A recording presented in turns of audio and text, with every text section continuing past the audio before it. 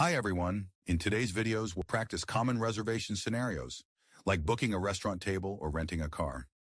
We'll review each conversation at the end.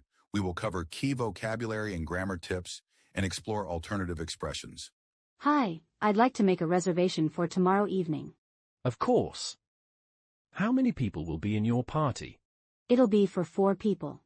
Great. Would you prefer indoor or outdoor seating? Outdoor, if possible. We have a table available at 7 p.m. Does that work for you? Yes, that's perfect. Thank you. Here are the study notes. Booking a table at a restaurant. When you call a restaurant, you need to ask for a table and specify details like the time and the number of people in your group. Key vocabulary.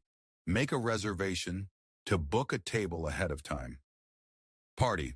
The group of people dining together, e.g., a party of 4 means 4 people. Seating. Where you want to sit, indoor or outdoor. Available. Something is free or open. Grammar. Tip. When you're making a request, be polite. Use phrases like I'd like to or could I. For example, I'd like to make a reservation for tomorrow. Could I reserve a table for 7 p.m.? Alternative expressions. Can I book a table for tomorrow night?